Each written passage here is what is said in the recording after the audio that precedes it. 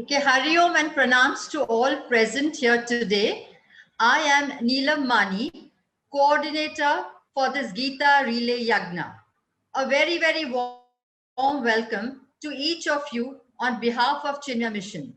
I'm extremely happy that you all have chosen to be a part of this Gita Relay Yagna for the next 18 days in this auspicious month of Purushottam Mas or Adhik Mas as we call it, earning us lots of punya karma. With great delight, I would like to inform you that our Swamiji, Swami Swatmananda, has graced the occasion by his presence today. Welcome, Swamiji, and my humble pranams to you. I would request Swamiji to say a few words and bless us all. Over to you, Swamiji. Thank you, Nilamji. So we start with an invocation. Om Sahana Vavatu, Sahanau Bhunaktu, Sahaviryam Karavavahai, Tejasvinavadhitam Astuma Vidvishavahai. Om Shanti Shanti Shanti. Om Samastajana Kalyane Niratam Karunamayam, Namami Chinmayam Devam Sadgurum Brahma Vidvaram. Om Parthaya Pratibodhitam Bhagavata Narayanena Swayam Vyasena Grathitam Purana Munina Madhye Mahabharatam Advaitamrita Varshinim Bhagavatim Ashtadashadhyayinim Ambatvam Anusandadhami Bhagavad Gite Bhavadveshinim Vasudeva Sutam Devam Kamsa Chanuramardanam Devaki Paramanandam Krishnam Vande Jagadgurum. Hari Om and salutations to one and all present here. Welcome to the Gita Relay Yagna. As Nilamji said, Purushottam Mas, this is a beautiful sadhana to do, to learn the essence of the Gita, 18 chapters, 18 days, 18 talks. In the Upanishads it is said, Swadhyaya pravachanabhyam na pramaditavyam. One should not postpone study and sharing. It is one of our duties, and especially when we live in the household, then it is our Rishi Rina to give back to the great Rishis our debt. A small way is to learn the scriptures and share. So here, 18 days, the Sevikas of Chinmaya Mission, South Mumbai, they have studied, they have done their Swadhyay. Many of them have been taking classes also and are taking classes even now. And now here they are to share this knowledge with all of you. So this Relay Yagna concept was started by our Gurudev, Swami Chinmayananda ji. And he wanted the householders, the non-sannyasis, to become walking, talking ambassadors of our culture. So he would encourage them, he would call them as white and colored clothed sadhus. So he would encourage them to study and then talk, sitting on the Vyaspeeth.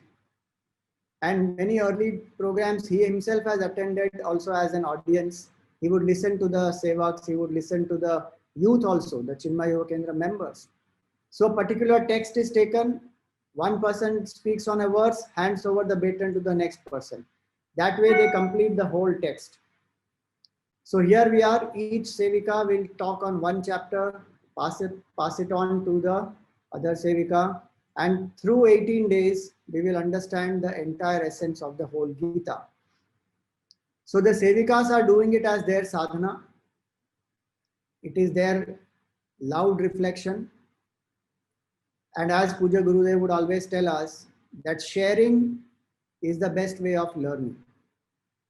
So we are not here to teach anybody. We are here to teach our own selves. And this is a loud reflection that is happening. So I wish all the best to all the Sevikas.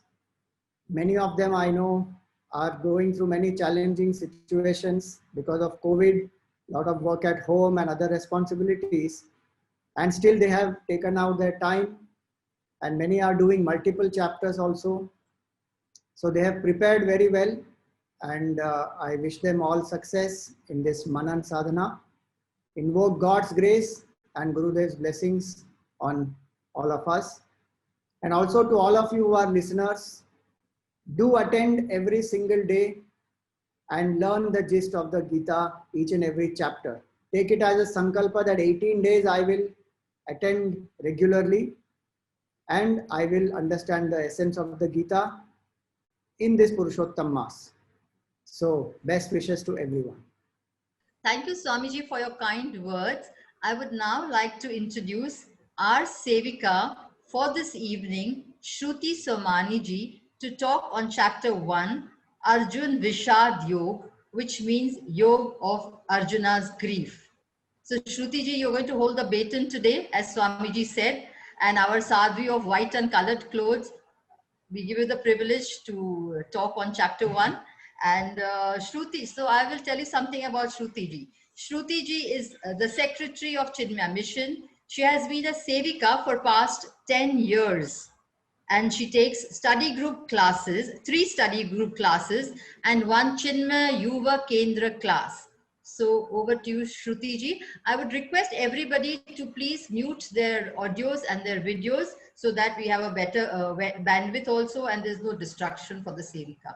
Hari Om, and thank you everybody. Om Samastajana Kalyani Niratam Karunamayam Namami Chinmayam Devam Satgurum Brahma Vishnuram. Right. So like Swamiji said, we are starting with chapter 1, and also that we are Sevikas of the mission, all of that Swamiji has already shared. So just one more thing I wanted to add was that we are all part of study groups. That's something, another fabulous thing that Puja Gurudev envisaged. And it is just so amazing that I would recommend it for everybody. If you're not part of a study group, do give it a shot, because it just expands the perspective. Everybody's mind is just kind of walking in its own little boxes, own little path, and it helps us to totally expand the boundaries of our own minds. So, okay, I'll start with a little anecdote. I know many of you, or maybe everybody, has already heard this anecdote, but I think there's never any repetition of what Gurudev has said. It's absolutely fine. So I'll start with it anyway. Gurudev was known, Puja Gurudev was known for having given many Gita talks. He was a pioneer. And in one of his such talks, somebody went up to him and, said, Swamiji, I've been through many Gita talks. I have, gone through so many of them. I've been through the Gita many times. It's not done anything to me. So Puja Gurudev, in his inimitable style, turned around. He said, you have gone through the Gita so many times. Now, my dear man, let the Gita go through you just once. So that is the point. We are here today in the hope that we are able to imbibe this. We are also actually even on this path in the hope of not becoming scholars, but in the hope that we are able to imbibe it, live it, and transform our lives. I will quote Gurudev. In fact, I will read out a passage of Gurudev that he has given in the Gita textbook in the introduction, where he's given this, and I quote, there are many commentators who in their own style proclaim that the message of the Gita is the message of action. Hasty students, in their half-digested understanding of the Gita, repeat the slogan. But when they try to translate this into their own actions, they find themselves unable to live the Gita in life. Thus, we have today more people who talk on the Gita than those who learn the Gita. More who read the Gita than those who understand the divine song. And indeed, very few who try to live the Gita, unquote. So I just, before we get into the Gita, a prayer to the Lord and to Puja Gurudev, that may they give us the strength and the clarity to live the Gita way of life. Okay. Now, before we get into the chapter itself, a small little introduction. I know many of you might already know this, but we will still go through this little thing. Where what is the Gita? The Bhagavad Gita is found in the Mahabharata, in the Bhishma Parva. The Gita has 700 verses. It is, because it was compiled by Vedvyas ji, it is a smriti. It is categorized as a smriti. But it is given the status of a Shruti, that is a Veda. It is both an Upanishad as well as a Yoga Shastra. Why an Upanishad? Because it contains the highest self-knowledge, that is the Brahma Vidya. In spirituality, what we say is, what we know is that behind this changing world of plurality, there has got to be an unchanging, still substratum. And that substratum is our truth as well, which means that beyond my body, mind, and intellect, everybody's body, mind, and intellect as well, there is this substratum, the truth. And once we realize this truth, it is of the nature of infinite bliss, and our hunt for happiness shall forever end.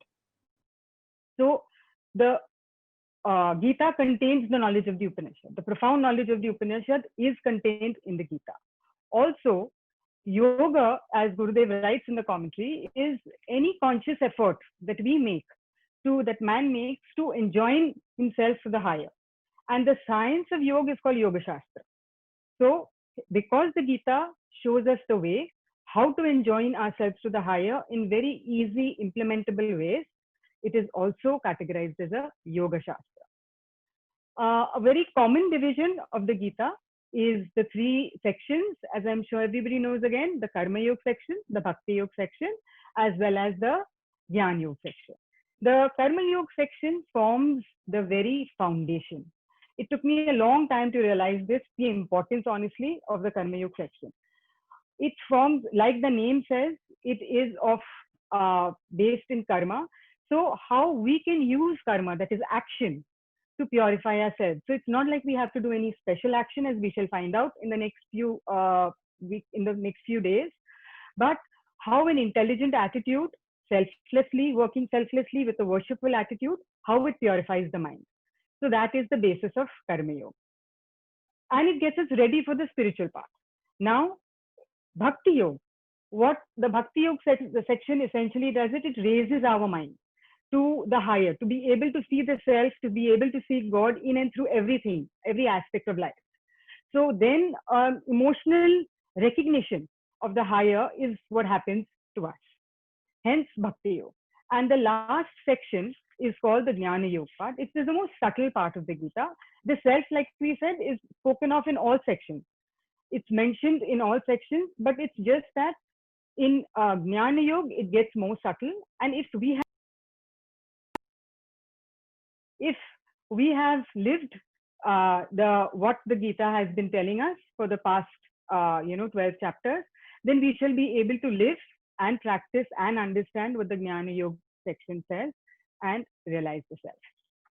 Okay, so let's get into the chapter itself. Like somebody mentioned, this chapter is called Arjun Vishada Yoga. And like Neelamji said, it translates into the grief of Arjuna.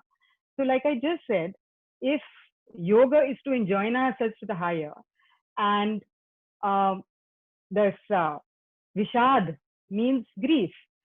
Grief is exact opposite of infinite bliss. Obviously, the person is very far away from the cognition of their nature as pure consciousness or as infinite bliss. Then how can Vishad be yoga? Well, in Arjun's case, it was very interesting. Yes, he had a lot of grief, but as we shall see, it is how he handled the grief. What did he do with that grief? And how it became a trigger for him to transform his life. And how he turned to none other than the Lord himself to redeem himself, to get the correct knowledge. So this was about the basic facts of the Gita. Now to get into the three characters. If we understand the three characters, we understand a lot of context of the Gita. So the three main characters that we deal with, especially in chapter 1, are Dhritarashtra, the blind king, who is actually, honestly, not just blind in vision, but blinded by his attachment to his son, especially Duryodhana. He knows what he is doing is wrong, but he is unable to help himself. And he continues to do it because he is so attached to his son. Then there is Duryodhana himself, who is his son, who is extremely greedy, an angry man, jealous, insecure, ambitious, and basically these kind of qualities, not a very, not a person to look up to, frankly. But Arjuna, the third character that we deal with, is somebody that today is somebody, definitely somebody that we would look up to, because he is very righteous. His family, he belongs to a family which is righteous. He himself follows the right principles. He's extremely good at what he does. He's a just person. He is very skilled. In today's language, we would say he's pretty much at the top of his career when this happens, when the Vishad happens. So he's actually a very humbling lesson for us to say that, you know, we can develop a lot of skills and be very proficient, but something can happen and it all comes crumbling down. And this is what we see in Arjuna, which we will actually see in this chapter. So let's begin with this chapter. I shall chant the first verse of the chapter. Dhritarashtrovacha dharma kshetre kurukshetre samaveta mamaka pandavaschaiva kimapurvata sanjaya. So like we saw, Duryodhan was born blind. So he had never seen his children. But before the war began, after it was decided that the war was going to happen, before it began, Ved Vyasji came to his kingdom and he offered to give him divine vision so that he would be able to actually see the entire Mahabharata war. But Dhritarashtra refused. He did not have the courage to see. He had their army, the Kaurava army, was much, much bigger than the Pandava army, but yet Dhritarashtra did not have the courage to see the war. And as a result, the vision was given to his charioteer called Sanjay. And Sanjay saw what was going on in the battlefield and was telling Dhritarashtra about it. So what the verse said, the transliteration of the verse goes, what did the sons of Pandu, Dhritarashtra says, what did the sons of Pandu and also my people do when desirous to fight? They assembled together on the holy field of Kurukshetra. From his words itself, one comes to know of his partisan nature. Because very clearly he says, Pandu and my children. He's talking about my people and Pandu. And these are the same Pandav princes who came to him as young men from the forest. So he has been looking after them supposedly as his own children. But very clear is the partiality, I would say, in his head about his children and the other, that is Pandu. So he's asking Sanjay. So this, since he is a man of such attachment, and I've spoken and I've mentioned the word attachment so much, let's watch first a video of Gurudev where he's explaining that. So I'll just give me a second. Renounce all your attachment. In perfect detachment, act on. You know, these 100 times you may read, but we never pause to understand what it is. Attachment is very well known to every one of you. Every one of us have got some attachment or the other. But the attachment of each individual may be different from each other. You are attached to the mother, another is attached to the father, another is attached to the wife, another is attached to the children. Some are attached to their profession, some are attached to power, some are attached to money, wealth. No, Swamiji, you have never told what my attachment is. I am not attached to all these things. Then in that case you are attached to your dog. That is right. I am attached to my dog. Without some attachment you cannot live. If any one of you say that, Swamiji, I have no attachments, all that I can tell you is, lie down there, after the lectures we will attend to your funeral. Why? When there is no attachment, you are dead. You have no business to remain in this world. Attachment everyone has got. So I am not asking you anything that you don't know. What is God and all that, I am not asking. Every one of you think of your attachment. Whatever be that attachment.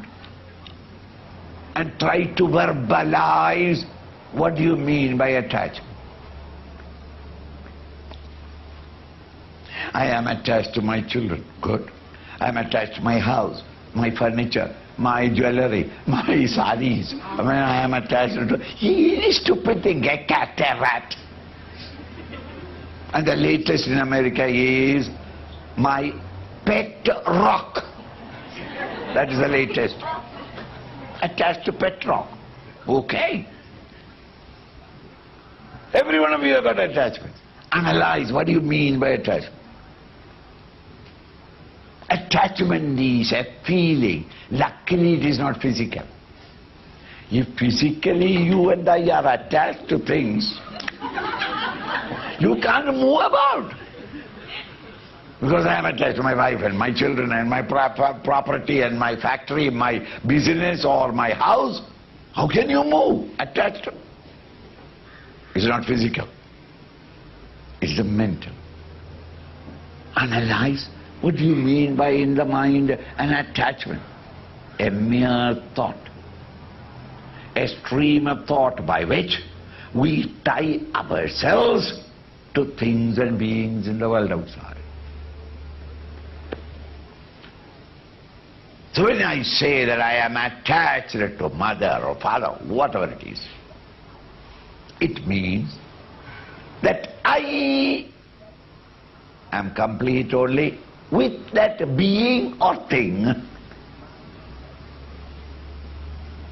minus that being or thing, I am the less for it. I'm not complete in myself. I plus my mother, life is wonderful. Minus my mother, I don't know what to do. I get my wife, beautiful life. Minus my wife, I have no hope of getting another wife. Silly feeling, just a feeling. Thing is called attachment. So attachment is a thought bondage, which means, that thought bondage, what is it? It includes I plus I want. Think again and again before taking down your notes. Think! I plus I want. This feeling towards anything in the world or any being in the world is called attachment. That attachment can be to a dog or a cat or a rat. It can be to your guru or to your father or your mother. It can be to power or money or wealth. Meaning, I plus I want that money, then only I am complete. Gone, money gone, I am gone. This kind of a stupid feeling in your mind is called attachment. It is with this attachment that you are tied down from all sides.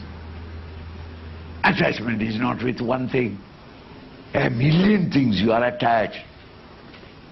Each one is only a stupid feeling that I am not complete and I shall feel complete only with these things A, B, C, D up to Z.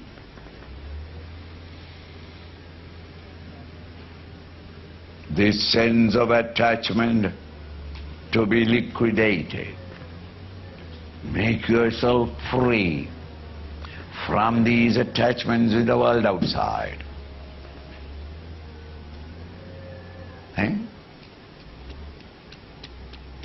This is all that the teacher says.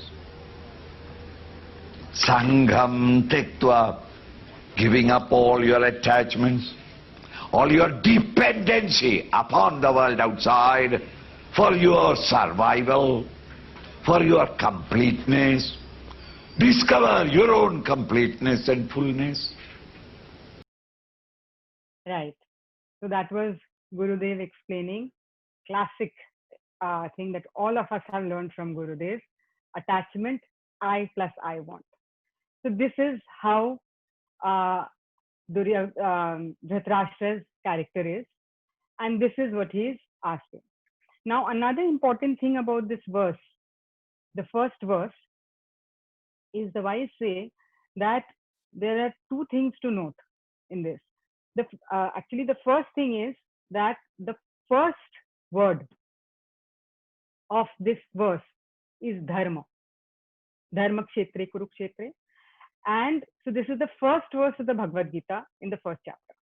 And the last verse, the last word of the last verse of the Bhagavad Gita in the 18th chapter ends with the word mama. So if we have to figure out, if we want to know what is in simple words the essence of the Bhagavad Gita, then the answer would be mama dharma, that is my dharma. Now, what is dharma? So when I looked into Gurudev's commentary, I realized righteousness, duty, these are very loose definitions of the word dharma. So dharma means, how Gurudev explains it is, dharma is the law of being. What he says is that which makes a thing what it is. So for example, sugar. Sugar is sweet. So sweetness is associated with sugar. Sugar can never be not sweet. Or heat and fire. So that is what is dharma. So that is what we come to know about dharma through that my dharma we come to know. This is, if I look at it as my highest self, then that is my swarupa dharma. But there are many levels of dharma, and we have to be true to our dharma at every level of our personality, whether it is at the level of our personality or whether it is beyond the personality. And hence we have to see in our actions, are my actions taking me towards my dharma, or are they taking me away from my dharma? Okay. Once we understand this, we understand the context of what the Gita says and why the Lord gives the Gita to Arjuna. Now back to the scene of the battlefield. The blind king, more importantly, the king with no vision in life, he makes clear his weakness with the question that he has posed to Sanjay. And the thing with Dhritarashtra and his son Duryodhan both is that they have, through their lives, basically followed the path of prayers, meaning the path of pleasant, of what they like. And they have not had the courage to follow the path of righteousness or shreyas. That takes courage, that takes strength. So basically, Duryodhan is also inside not a very strong man, and he shows his weakness because Gurudev gives a very vivid example of how, all the armies are lined up and everybody is standing. And when you read the commentary that Gurudev has given, we actually feel that we are transported in a battlefield. So over there, then Sanjay reports to Lord Krishna. Sanjay reports to Dhritarashtra that he is seeing Duryodhan, and his attention goes on to Duryodhan, and he sees Duryodhan go towards his teacher. Now he is like I don't know what I would say, spoiled child, where when he is troubled, he does not have the courage to admit to his, the honesty to admit to what is really troubling his mind. But instead, what he does is he attacks his own teacher. So he speaks to his teacher, that is Dronacharya, in a very taunting way. Then, and he calls them your students, referring to the Pandavas that, look, over there, they're your students. Then he starts to praise the entire Pandava army. He starts to name the warriors in the Pandava army as if the others can't see who is there. Then, as if to make up for that, for his foolishness, he then starts to name all the brave hearts in the Kaurava army. And then what he does is he tells his he gives instructions over there that Bhishma Pitama should be protected at all costs. They cannot afford to lose Bhishma Pitama. So there should be divisions that should be protecting him. Now, this is exactly the kind of language that can demoralize the people who are following you, over looking up to you as a leader. When you try to, bring up one person and say, okay, only just protect this. It's as if everything is depending on that and nobody else has any, capacity whatsoever. Bhishma Pitama catches the drift of what is happening. So what he does is he blows the conch. He wants to stop this conversation right there. So he blows the conch. Blowing the conch means declaration of war. So the Kaurava army declares war. Right? This is again another important point to know. The conch is blown first by the Kaurava army. Once the conch is blown, all the conches, there's a big description in the Gita of different names of the conches, how everybody is blowing their conches.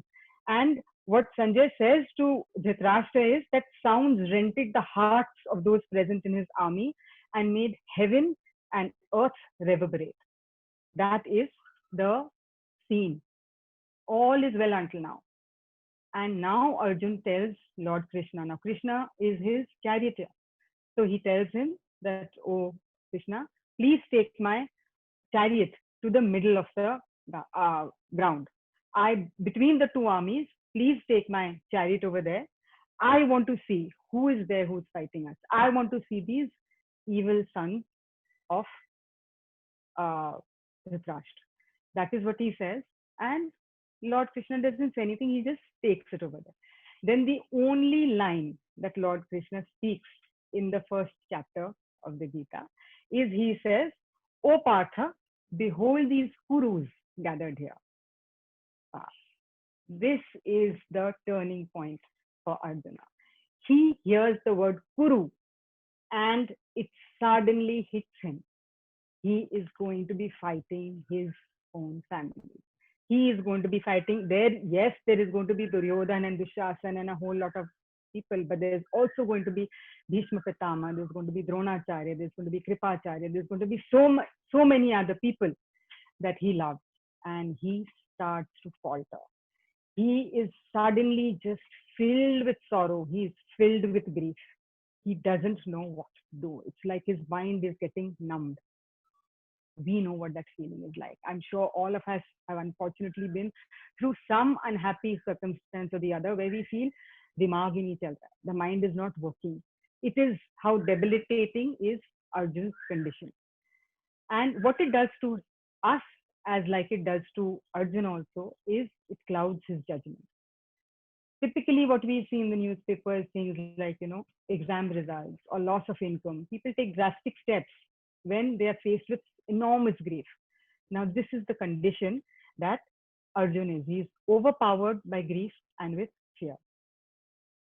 Now, this is the time actually when we need to stick, when a calm mind, an objective mind is the most important tool or asset it can be at that point. When it's an emergency situation, it's a difficult situation. The first thing is I need objectivity. I need a calm mind so that I can be objective and I can think and I know what to do. But when that is lost, the objectivity is lost. When objectivity is lost, very often dharma is lost. Dharma over here in the sense of what is right, what is wrong, all of that is lost. And what happens to Arjun next is he starts to give a vivid description of how he is feeling. He says to Lord Krishna that, oh Krishna, my mouth is parched, it's dry, my hands are trembling, I'm shivering, my hair is standing on end. I don't know what to do. And from his hand, the Gandiv starts to slip. His bow, the name of his bow is Gandiv, and the Gandiv starts to slip. And this is that same Arjun who has done a lot of austerities to get the Gandiv. And there are very few people who can even pick up that bow, let alone actually use it. So this is that same Arjun who is now falling apart because of what has happened in his mental condition. Then it starts many verses in the Bhagavad Gita of his logic, the logic and the excuses that Arjuna gives.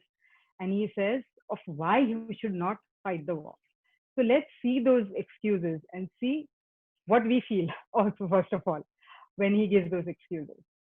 First of all, he starts up at the physical level. He says, oh Krishna, the omens are very bad. These are not good omens. This is not the time when we should be fighting a war. Imagine this is a warrior who's saying that the omens are not good. Then intellectually, he says, at the intellectual level, he says, I don't want victory. Who wants victory? I don't want kingdom. I don't want pleasure. So basically, the things that we do to in the pursuit of prestige or power, he says, I don't want. Then why are we fighting the war? I never wanted this.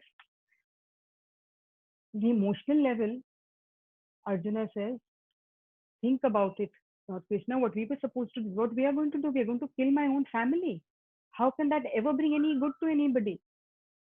This is terrible having to kill them. It's better that I am unarmed and they kill me if they don't understand. But how can I kill them? We should not. This is another reason why we should not kill the Kauravas. We should not fight the war. From the scriptural, he even starts to quote the scriptures. He says from the scriptural standpoint also, it is very wrong to kill. He says it is a sin to kill felons. Now, I, as Shruti, am no authority on what the scriptures say, but Gurudev's commentary very clearly says, and he gives reasons for what are the conditions under which one is called a felon, and how he very specifically says that killing a felon is never a sin. But here, Arjun, in his nervousness, mind has blanked out. He's saying that even from a scriptural point of view, it is wrong because we will be committing sin for killing felons. Then from a cultural and social, here the explanation is really long. He says the family unit will be killed because so many men will be killed. Because of that, there'll be nobody left to do the good deeds and rituals in the family.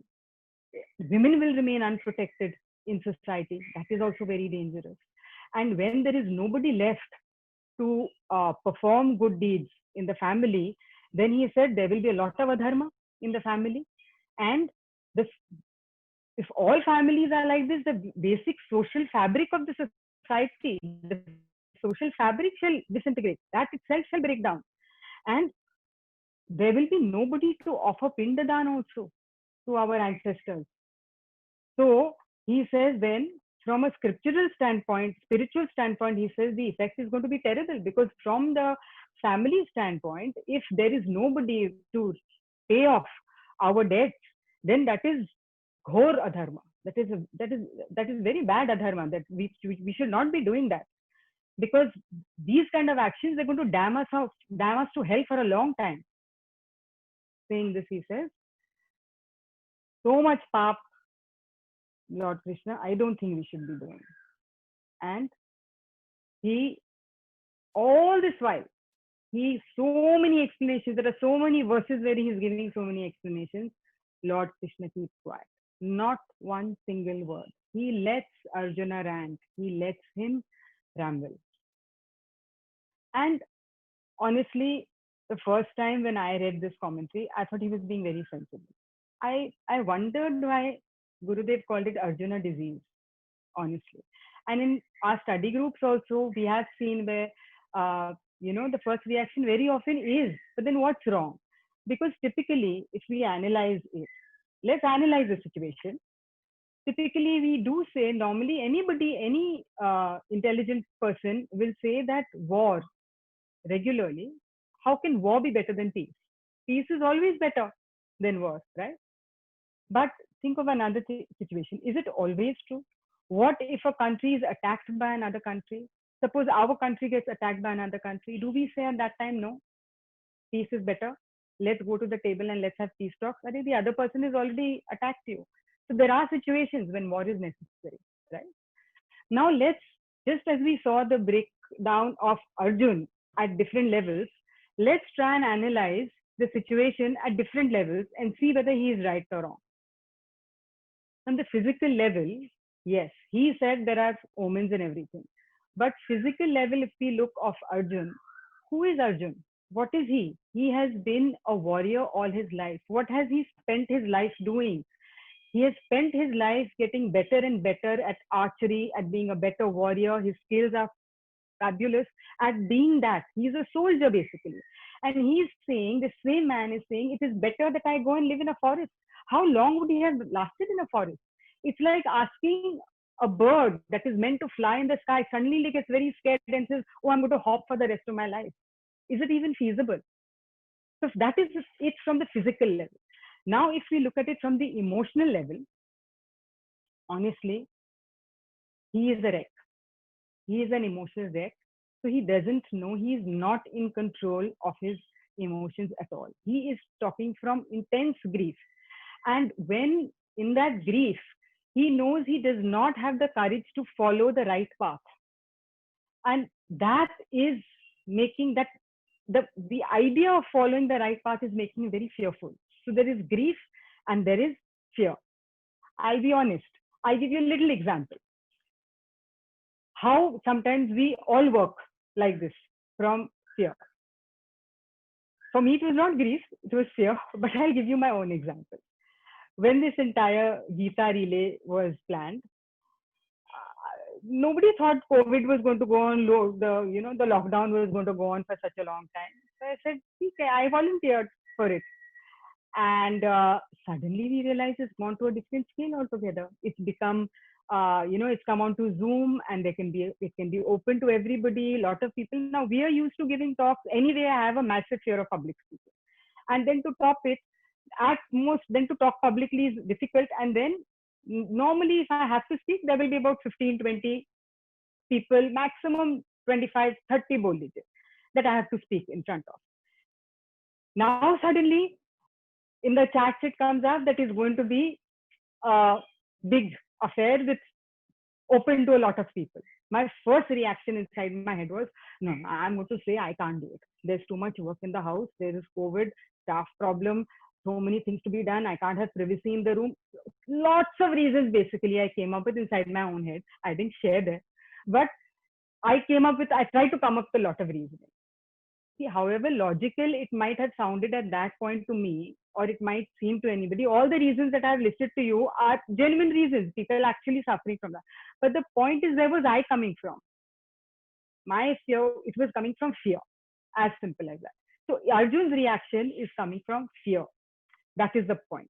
Now at an intellectual level, he is saying the most important thing to remember is actually, he is trying to be very rational, right? Intellectually, he is giving us a lot of logic for it. But where is his intellect? It's already been kidnapped by the mind. The emotions have completely taken over. So he has lost his reasoning power. And then he has lost clarity. And then he is saying, we don't want prestige. We don't want power. So basically, he's lost the very purpose of the war. Was that the reason they even got into the war in the first place? Prestige and power or pleasures can be outcomes. They are psychological outcomes of certain actions. And that is not the reason. A byproduct basically is different from the purpose. These would have been byproducts that he would have gotten. But they never got into the war to get any of these. It was not for prestige. It was not for power. So what is he talking about? His argument as far as intellectual reasoning is concerned is completely wrong, because this was not the purpose of the war. The purpose of the war was establishing dharma, right? Now, in all of this, what actually often happens, in another thing that happens is, again, if I'm to bring this down, where sometimes, if we talk about purpose or doing something for a particular purpose and having to take a tough, a decision because it has a certain purpose. I'll give you a very simple example. And that is the example of tough love. All of us, when we've been parents, we know as parents that children require love and they require discipline. They require both things, right? But when they are small, especially when they're very little, and we have to show them discipline, it's honestly, even for the parents, it is heartbreaking. It is absolutely heartbreaking at that point. But we have to do it. It has got to be done, because our job, our purpose is it is our responsibility to bring up children properly, give them the right value, right? Otherwise, what we will end up doing if we don't practice tough love is we will be, producing maladjusted adults, pushing out maladjusted adults into the world. So What the purpose is, it has to be very clear, and that is what Arjuna has lost over here. Another thing to understand at the intellectual level is, when is the time to question a validity of something? Can I get into this talk and say, oh, should I have come up with this talk? I don't think Gita Relay should have done. I'm not sure Gita, I'm made for Gita Relay. Is this the point? Should I have gotten into it and then thought about it, or had a lot of time to think? The Pandavas, Arjuna had a lot of time to think of the validity of the war, to fight the war, to not fight the war. This was not the time to be standing in the middle of the battlefield and then figure out that should I be fighting the war? Is war good? Is it not good? What is going to happen to the social fabric? All of these things are things that he's supposed to have thought of before. Now, socially speaking, because he spoke about the social structure also, if we say, who is Arjuna? Look at the system that used to exist at that point. He is a Kshatriya. What is the job of a Kshatriya? To protect. He is a Kshatriya, he is a prince. It is his job description to be protecting his subjects and protecting the kingdom. This is what he has signed up for. This is what he has to do. Another example that comes to mind is, and I'm sure everybody will identify with this one, is we all go to doctors and all doctors have families, don't they? Are they not family people themselves? But don't all of us trust and go back to those doctors who are there for us even in our time of emergencies? Emergency time bol ke to nahi aati, kabhi bhi aa sakti hai. And we tend to go to those doctors, right? Or to put it simply, imagine if every gynecologist decided that, you know what, I have family time. Many of them are ladies also to both. And they said, no, I can't come in the middle of the night. So all babies must be born between 7 a.m. to 7 p.m. only. Would that work? It doesn't work. We are very thankful to them, but they also signed up for selfless service. That is Arjun's job, to be doing what he is doing. Now, from the scriptural standpoint, Arjun gave a lot of scriptural reasoning also, which we saw was flawed in any way. Another thing to understand scripturally speaking is, he lost sight of what was right and what was wrong. He lost sight of what was dharma itself. He was actually in a position, what was his own dharma, his swadharma. He was a warrior. This was the perfect, the perfect circumstances for him to be able to do his duties. This is the perfect setting that it was being available to him. And this is what he was supposed to be doing. So even from a scriptural standpoint, to not follow dharma is not validated at all as far as the scriptures are concerned. Then cultural. He said, culturally speaking also, so many reasons he gave. Let's ask a counter question in this. How well would the culture in the society be, and how well would it be protected if somebody like Duryodhan was going to be heading, if he was going to be the king instead, and all of these people went away into the forest, nobody to protect them anymore, a man who's so driven by his greed, lust, jealousy and all of that, what culture would remain in a society like that? That is also a matter of conjecture, right? Then spiritual. This comes, honestly, I would think this is the most important aspect of it all. If he had had this in place, he would have been able to frankly fix all the other aspects. We all seek happiness, and I'll explain why I'm saying spiritually. Gurudev has said that we need to be spiritually strong. Gurudev always says that. Why? We will just try to explore that. We all seek happiness, right? We saw in that video also of Gurudev, where everybody is into that, an equation of I plus I want. We're all seeking happiness. Point is, where are we seeking it from, right? And what happens to us is, we tend to look for happiness outside in the world. Then there are some roles that we get more attached to over other roles. And that is when this mixture of role that happens, it causes, because, for example, if I'm a working person and I'm a mother and everybody has multiple roles, there might be one or two that I tend to favor because I like doing them. But there are some that I don't like doing. Now, spiritually speaking, what this scriptures tell us very clearly is what we discussed right in the beginning of the chapter was that I am the pure self. That is my true identity. Once I know this, what I'm going to try and do is always keep that as my aim. So what I can do is use every role and every situation to see how is it helping me to get higher? How is it helping me to get to the highest? So I am not getting attached to any role. No role is better than the other. Even if the mind plays its tricks, I at some point learn to take a step back and say, you know what, this is going to help me to only evolve. This is only going to help me to get better. So when we have that high vision, the spiritual vision, it gives us the strength, it gives us the objectivity, it gives us this knowledge and this clarity of vision to be able to deal with all our roles properly. Where we know, then we don't justify also any attachment to any one particular role. We learn how to rise above a situation. It teaches us how to rise. It's not that we stop being, until we reach that point, we stop being, having human failings. But the striving all the time is to come out of them, not to justify those positions. And we know that we're trying to all the time use situations. The most difficult of situations are there to teach us, to pull us out. And it gives us a lot of strength then to be able to face those situations. Okay, so this is what the spiritual perspective is. So I think when we see this, we understand that though initially Arjuna's logical, his reasoning, his logic and his reasoning, his excuses seemed very valid, on further analysis, we realized that it is very flawed. There is definitely a lot of, it's not right. His mind is not going on the right track. And that is why, and another actually example comes to mind when we, when we see these cases, when we see cases of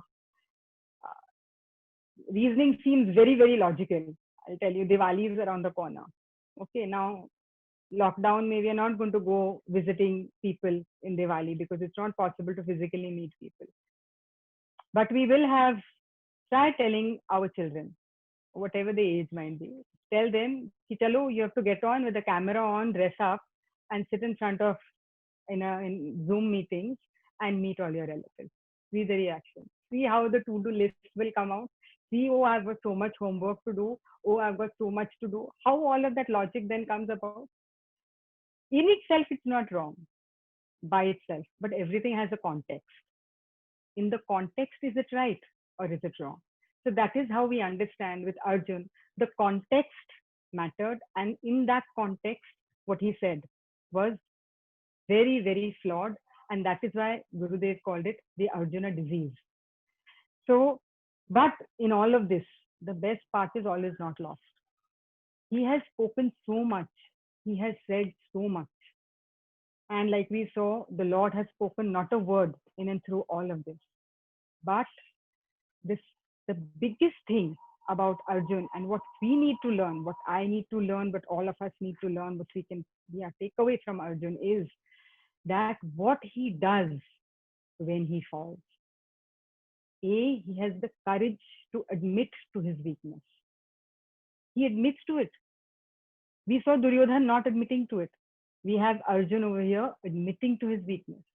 Then he knows who to turn to. He turns towards the Lord.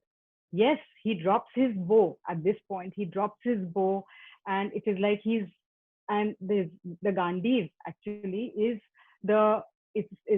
symbolic of Purusharth, of free will.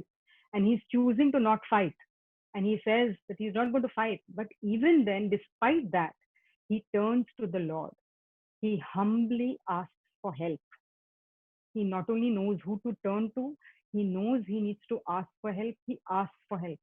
So this is something that we can really, really learn from Arjun and feel when all the other solutions, when the solutions come from the Gita, from all the other speakers, all the other chapters, if we put ourselves in Arjuna's shoes and if we try also to kind of imbibe everything that the Lord is speaking and try to take in what the Lord says through the 17 chapters, like Arjun, we too shall find strength. So on this note, I say thank you. Thank you for having the patience to listen to this. Tomorrow will be Anjali Jidalal. She will be talking and she will tell us what chapter 2 has to, what brings to us, what the Lord brings to us in chapter 2. And I will sign off now. Thank you so much. Please, if anybody has any questions, do we have time? Yes, we have time. We have time. Okay, I will try my best to answer. I don't promise that I shall be able to, but I shall try my best to answer if anybody would like to answer, ask any questions.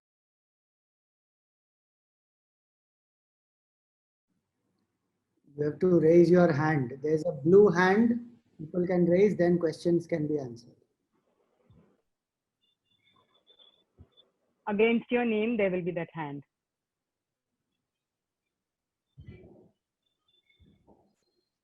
Today we have Swamiji also. Is there any questions? I am a listener today. So, a name, Rashmi Chadda. Yeah, I'm a husband, Akshay. Good evening. It was lovely. Okay. And Thank you.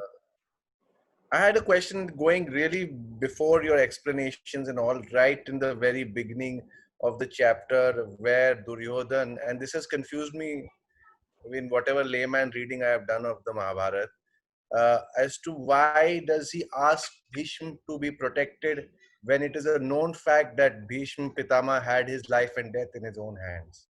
Exactly. That's something even I have wondered. And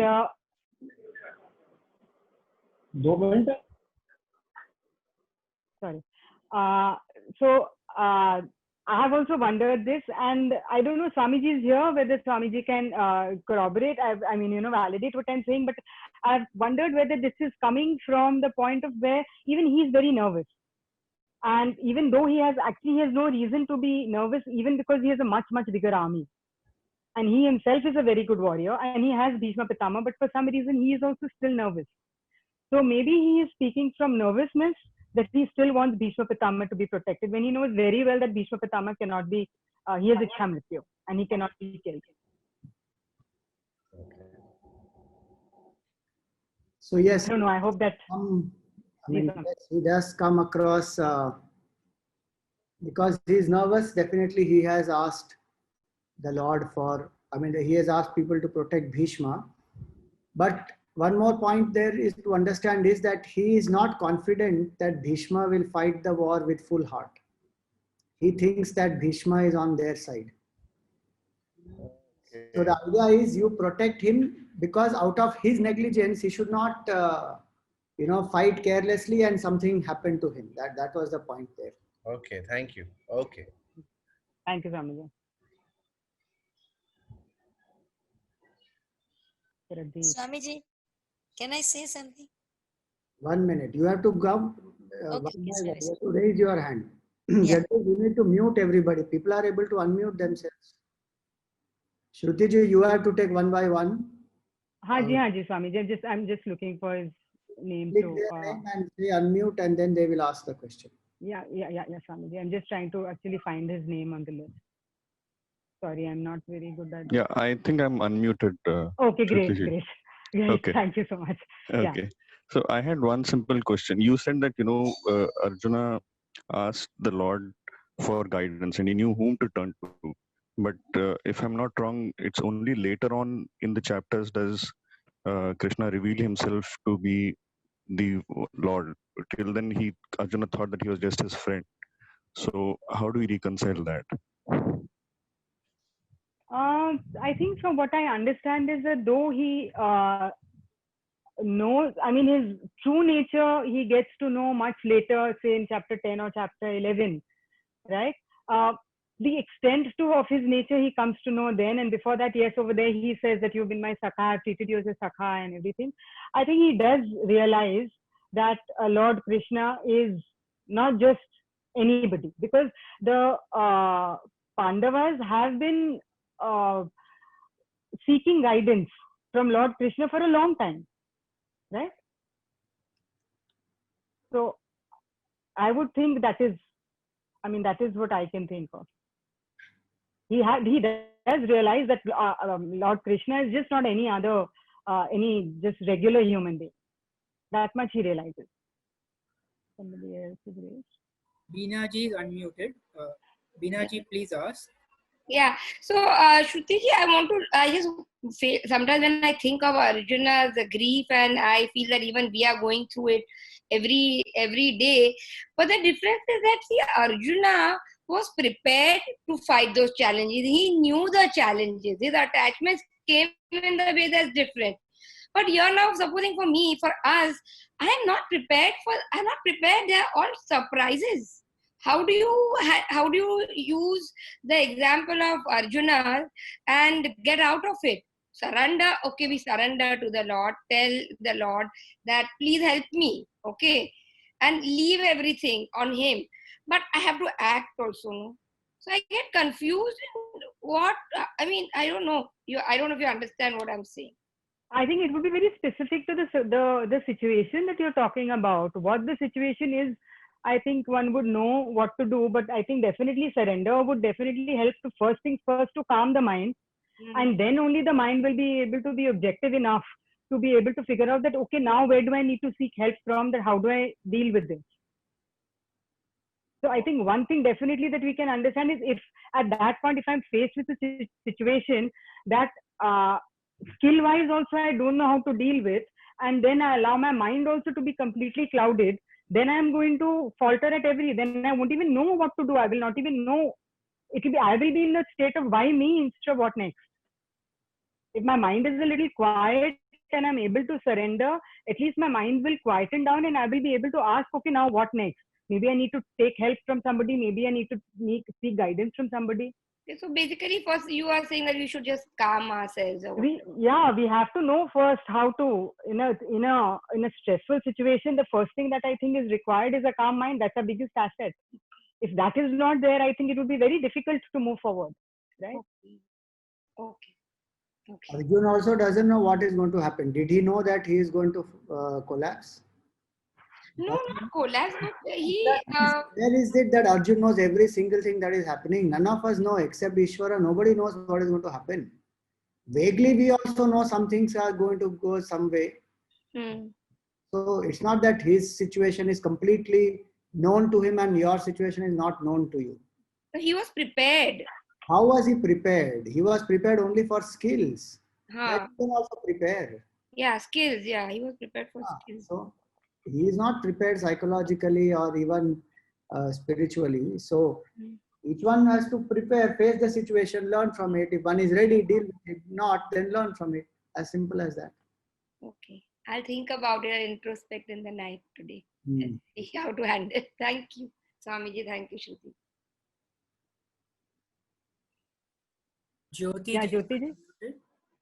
Jyoti ji, please ask. Yeah.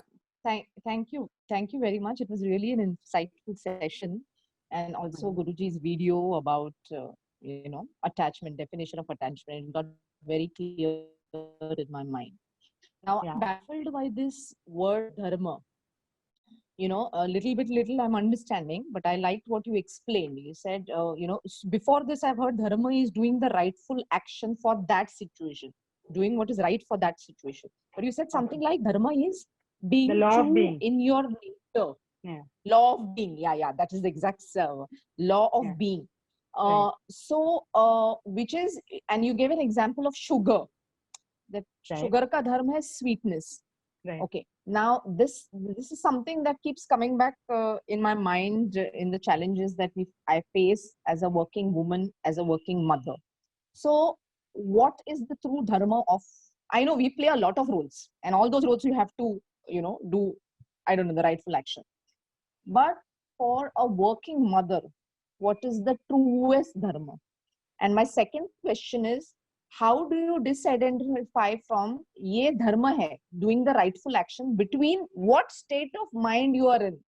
One is, you need to take this action, but your mind or your persona, or I don't know what, is maybe in a fearful state or in a whatever different state. So your mind is in one state, you know the rightful action is something else. So how do you bridge the gap? One. And two, as I first said, as a working mother, what is the most truest dharma?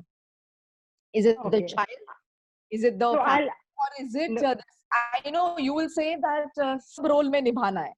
But when we take the example of sugar, so this is something that keeps cropping when, you know, the dharma ka concept implement karna padta hai. So yeah. these two. So when we give the examples, first of all, this is a very wide subject. It is spoken about. The best way to understand this is a platform with too little time and too much listening to be able to explain this in great detail. And I don't even know whether I am the authority, frankly, to explain it. But having said that, I don't think there can be any blanket answer for what is the true dharma of a working mother, because it is situational. From whatever I have learned from the classes, everything at that point, it is always in a particular situation, which is the highest dharma. That is the one that we have to choose. Now, what is the yardstick for which we decide what our dharma is? How do we know what is right or wrong? So there are many yardsticks. The scriptures say, the scriptures themselves are one yardstick. Wise people, or saints, these are all people who are the yardsticks from whom we can even know what the right dharma is. But to go into depth of what is the difference between dharma, swarup dharma, swadharma, all of this is a very wide subject to be able to take right now. And your second question was, sorry. One is, in a situation there is rightful action. Yeah, we know what it is, but we are not. You are not evolved at that state. You are not evolved in that mindful in that state. So how do you bridge the gap? सब पता तो सबको होता है इसमें ये करना है, पर problem this is the question. You cannot. So this is the question that Arjun also asked Lord Krishna in one of the chapters, and we'll see it hopefully in that chapter when it comes. आप देखते रहिए रोज. Okay, thank you so much. Thank you so much. Ankita Agarwal ji, please ask. Hari Om, thank you so much for this beautiful concept of Gita Relay Yagna. I think it's really helpful for all of us.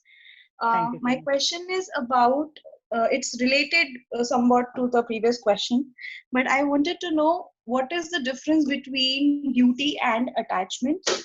Because suppose if I am a therapist and my duty is to heal as many people as possible, but I have somebody to take care of at home, then one may say that that is a duty that I have at home, but one may also say that is an attachment, because which you have towards a family member, because of which you are not able to fulfill your primary goal, which is to heal as many people in the world. So how do you draw this distinction between duty and attachment? Because from one angle, it can look like, oh, I have a duty towards somebody in the family. But from another angle, it may look like, because I have this attachment, that's why I'm not able to fulfill my primary duty.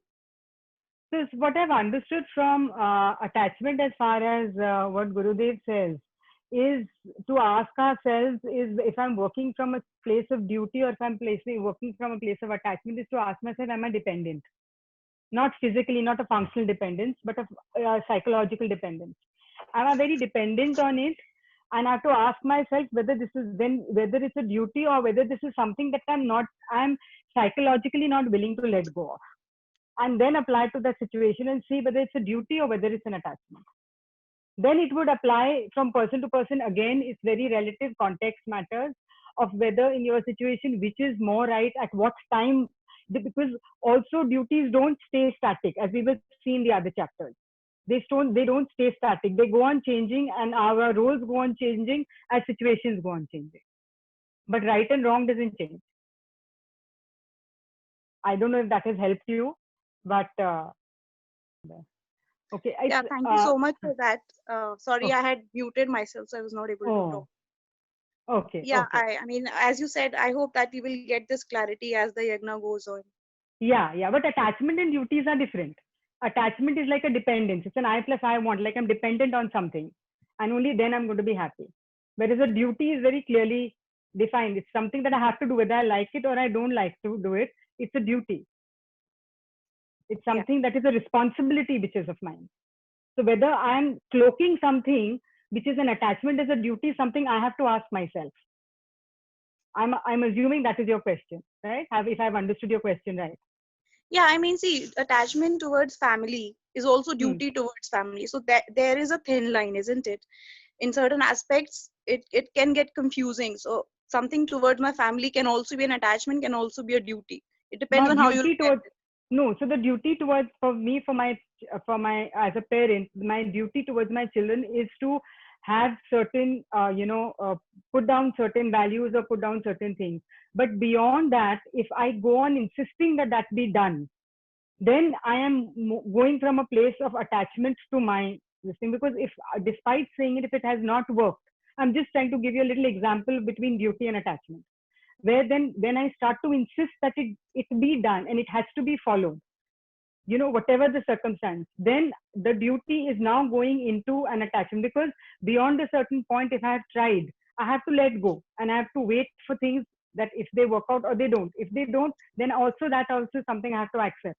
Because everything that I try to imbibe in my child is not going to necessarily imbibe, right?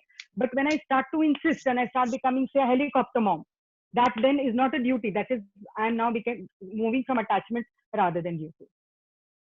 I hope that's made it a little bit more clear. So what you're saying is it depends on the outlook that we have while we're performing that. Yeah, so that's something we have to ask ourselves. Once we know what is duty and what is attachment, we have to ask ourselves. Sure. Thank you so much. Yeah. It's 8:13. Neelamji? We have 2 more questions. So depending on the time. But we can't take any more questions now, I think, because it's past 8:30, as she said. Okay. Okay.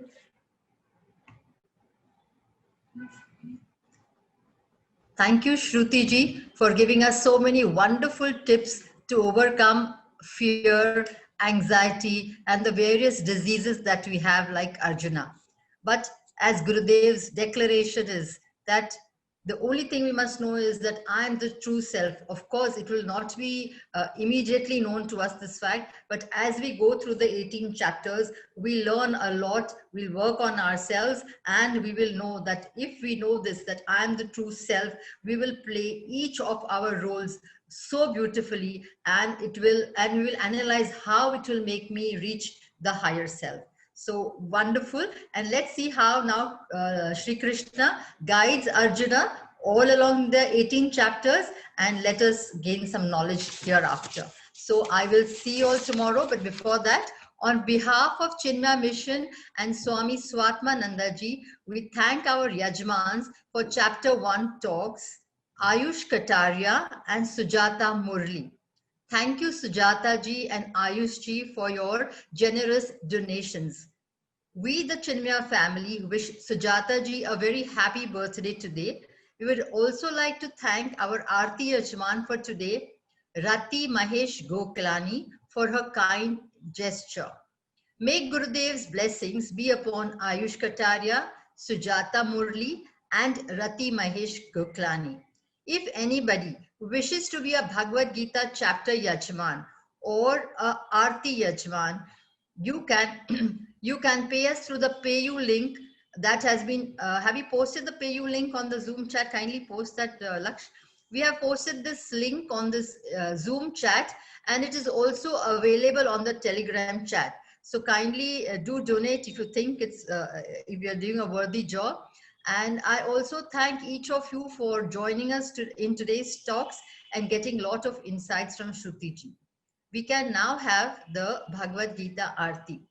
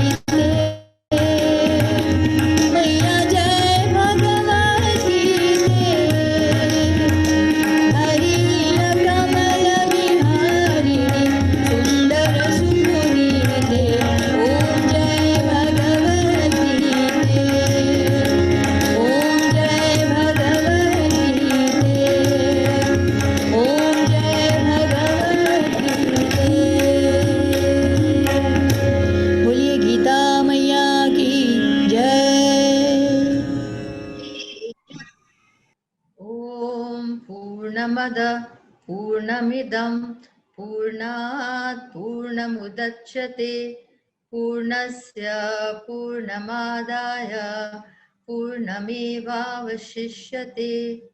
Om Shanti Shanti Shanti. Harihi Om Shri Gurubhyo Namaha. Harihi Om. Thank you everyone. We will see everybody tomorrow. Kindly join in at the same time.